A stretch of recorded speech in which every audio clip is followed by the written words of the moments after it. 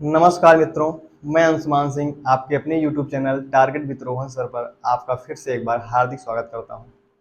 कुछ तकनीकी समस्याओं के कारण बीच में हमारी कुछ क्लासें बाधित हो गई थी, लेकिन मैं प्रयास करूंगा आप इसको कंटिन्यू करूं और आपका जो ये एंशिएंट हिस्ट्री का सेशन है इसको मैं कंप्लीट करूं। तो आइए हम देखते हैं अपने टॉपिक को।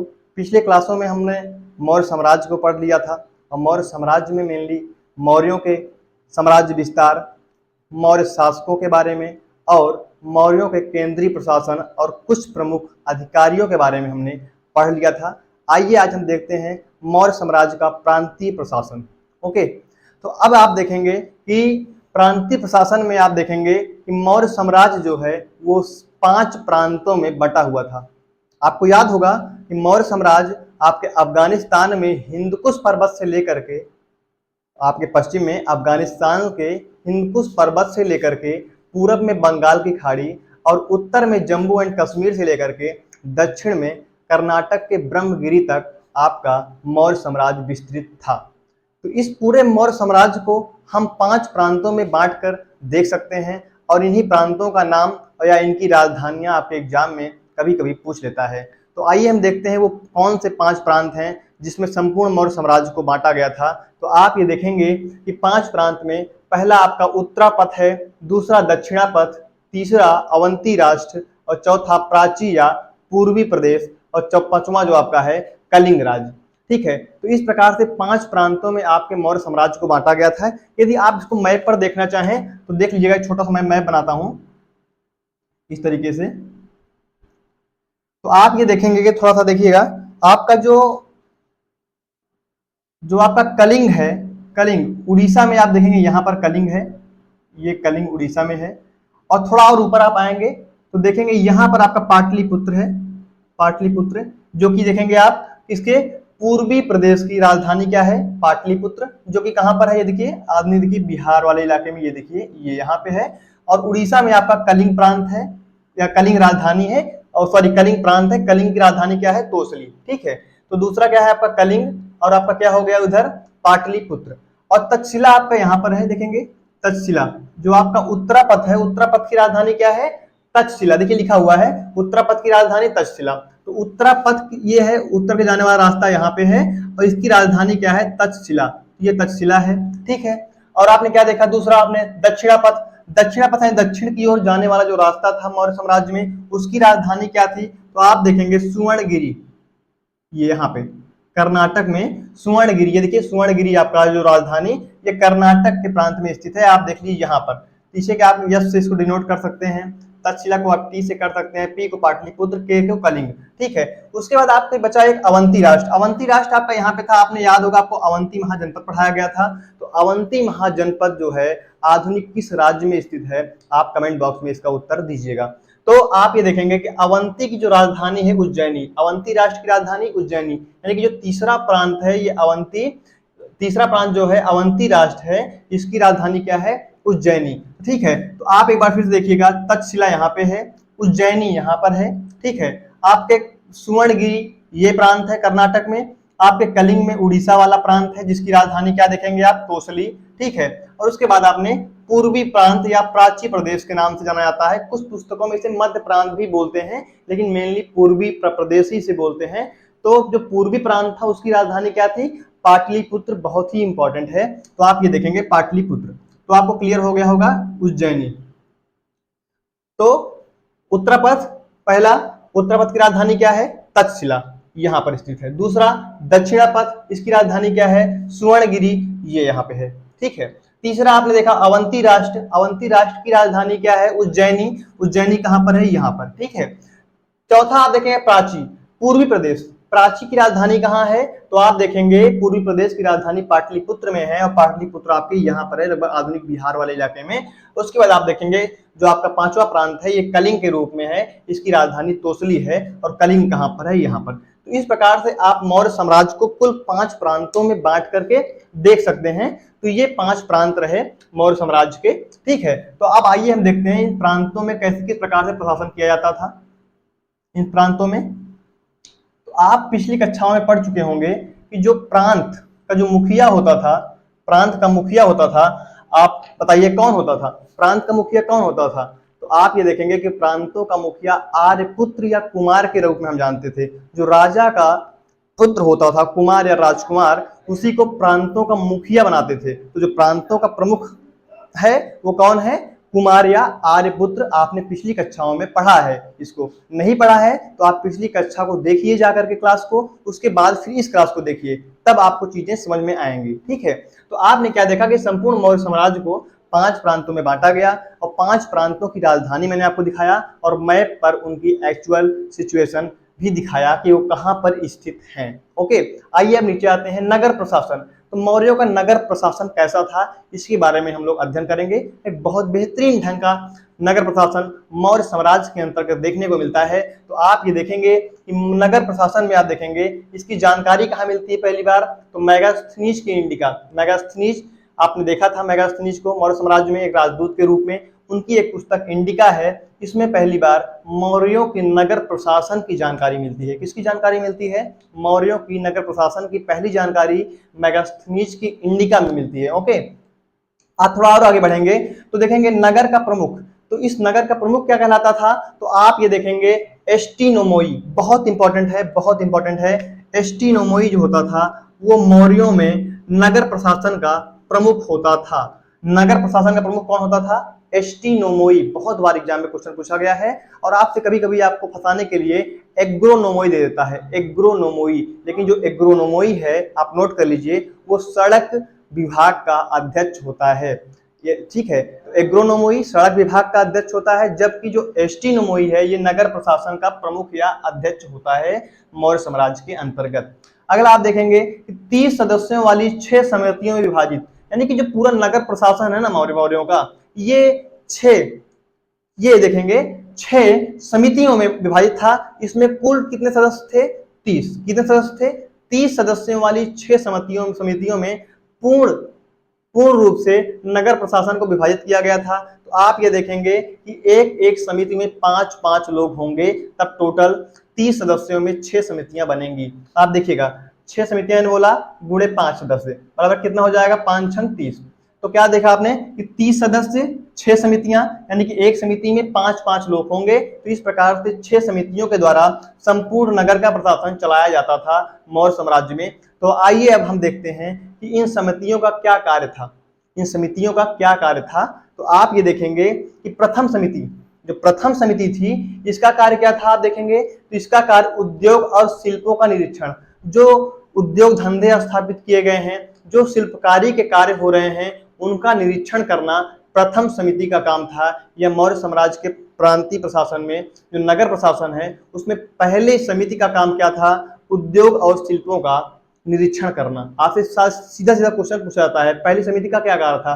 तो आप देखेंगे उद्योग और शिल्पों को का निरीक्षण करना पहली समिति का कार्य हो गया। ओके, आइए देखते हैं दूसरी समिति। जो दूसरी समिति थी उसका कार्य क्या था? विदेशियों के मामले देखना, यानी कि विदेशी संबंध के बारे में जानकारी देखना। विदेशियों का कोई मामला है उसके बारे में जानकारी आपको किसमें मिलती है? तो द्वितीय समिति में। दूसरी समिति थी उसका कार्य क्या था? विदेशियों के संबंध के बारे में देखना या विदेशियों के संबंध को देखना। ठीक है, या विदेशी मामला कोई है उसको भी जो कैसे निपटारा करना है, क्या काम करना है उसके लिए, तो उसका कार्य दूसरी समिति देखती थी। उसमें भी 5 सदस्य होते थे। तो तीसरी समिति होगी, उसका कार्य क्या था? जन्म और मृत्यु दर का पंजीकरण या जनगणना। कितने लोग हर साल, कितने लोगों की मौत हो रही है, कितने लोगों का जन्म हो रहा है, इनका डाटा रखना किसका काम था? तो आप देखेंगे तृतीय समिति का काम था जन्म और मृत्यु का पंजीकरण या जनगणना करने का जो कार्य था वो तीसरी समिति का था। सोचिए आज जो आपका जनगणना का कॉन्सेप्ट है वो कहां से निकल करके आ रहा है, कोई आपसे पूछेगा तो आप क्या बोलेंगे? मौर्य साम्राज्य। ठीक है, तो मौर्य साम्राज्य के नगर प्रशासन की जो तीसरी समिति थी उसमें पहली बार मृत्यु और जन्म को लेखाबद्ध करने का कार्य देखने को मिलता है और इसे ही जनगणना का भी कॉन्सेप्ट के रूप में आप मानते हैं। ठीक है, अगला आप देखेंगे चौथी समिति। जो चौथी समिति थी व्यापार और वाणिज्य। व्यापार और वाणिज्य के बारे में चौथी समिति देखती थी और चौथी समिति का जो मुख्य कार्य था अपने केंद्र में आंतरिक व्यापार और बाह्य व्यापार को बढ़ावा देना और व्यापार में कोई समस्याएं ना आए इनको भी देखना चौथी समिति का काम था। जो ये 6 समितियां थी उसमें चौथी समिति का क्या काम था? व्यापार और वाणिज्य के बारे में निरीक्षण करना या क्या निरीक्षण करना? जो आपकी पांचवी समिति है, पांचवी समिति, उसमें आप देखेंगे माल का विनिर्माण, जो आपके मैन्युफैक्चरिंग होती है माल की, जो माल बनता है उसकी देख रेख करना, कि उसकी क्वालिटी चेक करना। आपकी जो पांचवी समिति है ये क्वालिटी चेक करती थी कि माल जो बन रहा है वो अच्छे प्रकार से बन रहा है कि नहीं बन रहा है। तो आप ये देखेंगे कि माल का विनिर्माण करना जो है वो पांचवी समिति का कार्य था। जबकि छठवीं समिति का काम क्या था, छठी समिति का काम था तो कर वसूली, कर वसूली यानी टैक्सेशन, और टैक्सेशन में मेनली बिक्री कर, जो बेचने पर जो कर लगाया जाता था विक्रय कर, उस पर वसूली करती थी जो आपकी छठी समिति थी, छठी समिति। और कितना वसूली करती थी, 1/10, 1/10, 1/10। आपको लिखा भी होगा कहीं, देखिए कभी मिलेगा यहाँ पे 10वां भाग।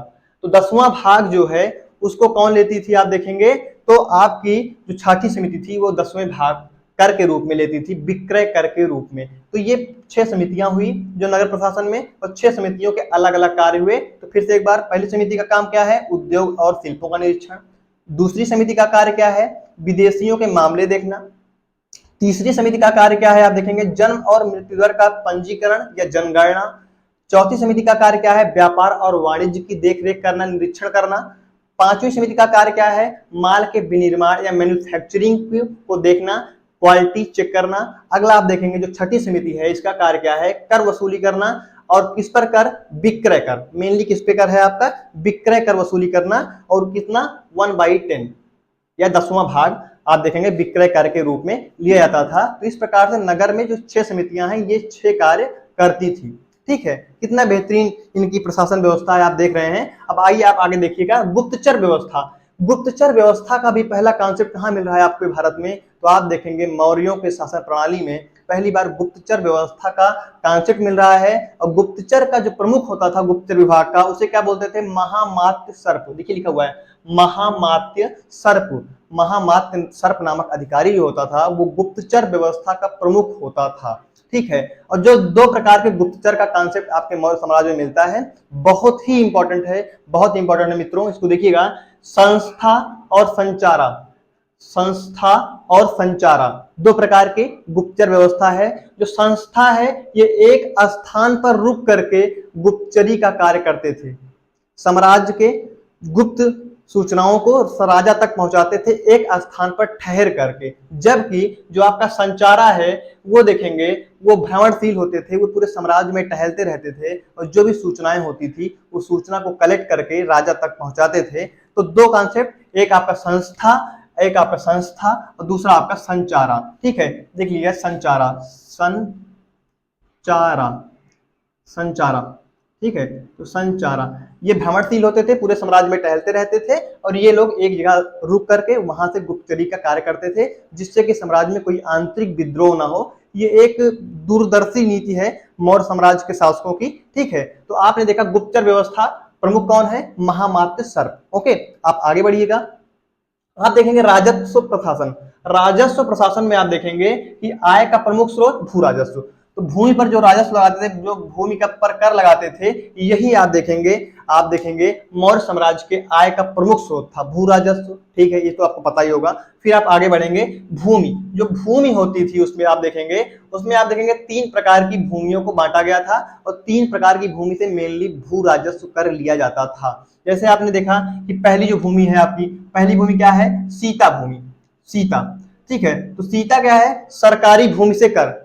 पहली जो आपकी है सीता, इस पे सरकारी भूमि है, इससे जो कर लिया जाता था, इससे एक आय का स्रोत था, सरकारी भूमि से कर, इसे क्या बोलते थे, सीता।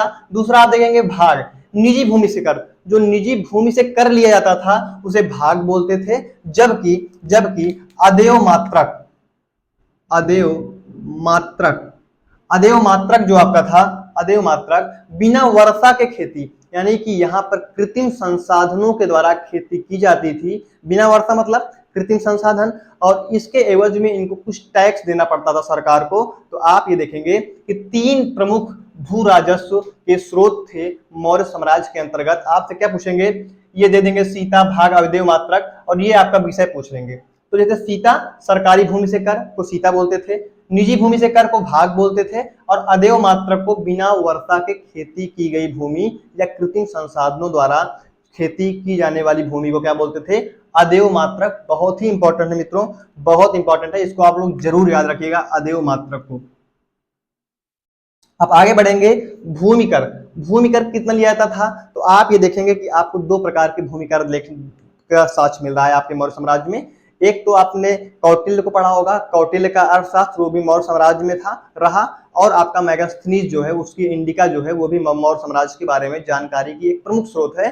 तो आप ये देखेंगे कि जो कौटिल्य का अर्थशास्त्र है इसमें बताया गया कि 1/6 टैक्स के रूप में उत्पादन पर कर लिया जाता था। उत्पादन पर कितना कर लिया जाता था, 1/6। जो आपका मेगास्थनीज की इंडिका है ये क्या बताती है, 1/4। तो आप ये देखेंगे कि 6 भाग है, तो 6 में से 1 भाग आपका सरकार लेती थी अकॉर्डिंग टू अर्थशास्त्र। जबकि आप देखेंगे इंडिका के बारे में, तो इंडिका बताती है कि 1/4 भाग टैक्स के रूप में लिया जाता था, 4 भाग में 1 भाग। ओके, आगे देखेंगे बिक्री कर। मैंने बोला यहाँ पे देखिए छठी समिति का काम क्या था, विक्रय कर वसूली। तो बिक्री कर कितना लिया जाता था, तो मूल्य का 10वां भाग। मैंने बोला ना 1/10, तो मूल्य का जितना मूल्य है, प्राइस है, यदि 100 रुपए प्राइस है तो 10 रुपए बिक्री कर के रूप में आपको सरकार को देना पड़ेगा बेचने के पहले अपने माल को। ठीक है, उसके बाद आप देखेंगे तो इस प्रकार से 3 प्रकार के कर याद रखिएगा। ये पूछ लेते हैं आपके, कौटिल्य का अर्थशास्त्र बताता है कि 1/6 लेते थे, मेगास्थनीज की इंडिका बताती है कि 1/4 लेते थे, जबकि बिक्री कर मूल्य का 10वां भाग लिया जाता था। आप आगे देखेंगे कौटिल्य का सप्तांग सिद्धांत। कौटिल्य का सप्तांग सिद्धांत आपसे पूछा जाता है, सिंपल सा क्वेश्चन बनता है, यही 3-4 दे देगा, 3 इसमें से दे देगा, 1 बाहर से दे देगा।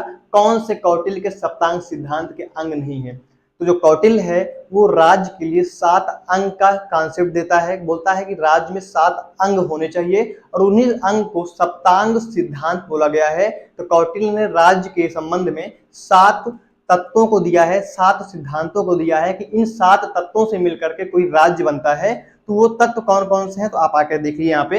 राजा, तो राजा होना बहुत ही आवश्यक है किसी भी साम्राज्य में, राजा के बिना साम्राज्य का एकीकरण नहीं हो सकता। ठीक है, दूसरा अमात्य। अमात्य को क्या बोलते हैं, मंत्री, मिनिस्टर। जो मंत्री होते हैं, मंत्री भी किसी राज्य में होने आवश्यक हैं। इसके साथ ही साथ आप देखेंगे जनपद। जनपद मतलब जगह, जगह भी होना चाहिए, किसी साम्राज्य को स्थापित करने के लिए जगह होना चाहिए, बिल्कुल होना चाहिए। अगला दुर्ग। दुर्ग मतलब आप देखेंगे कि जो आपके यहाँ किलेबंदी होती है सुरक्षा की दृष्टि से, आपका जो रक्षात्मक दृष्टि से जो आप बाउंड्री सिस्टम बनवाते हैं, घर में बाउंड्री वॉल बनवाते हैं, उस तरीके से आप देखेंगे कि दुर्ग का भी कॉन्सेप्ट आपके किसी साम्राज्य में होना ही चाहिए। इसके अलावा कोष, यानी कि धन के लिए एक कोष होना चाहिए, राजकीय कोष, जिससे आप देखेंगे कि अकाल की समस्याओं, जब अकाल की घटनाएं हो तो उस समय अपने जनता में कुछ धन दिया जा सके। तो आप ये देखेंगे कुछ सार्वजनिक कार्य है, इसी कोष से पैसा निकाल करके सार्वजनिक कार्य भी किया जा रहा है साम्राज्य के अंतर्गत। तो कोष का भी कॉन्सेप्ट होना चाहिए, साथ ही साथ सेना का कॉन्सेप्ट होना चाहिए, आर्मी सिस्टम भी होना चाहिए, आर्मी भी होना चाहिए एक साम्राज्य के लिए।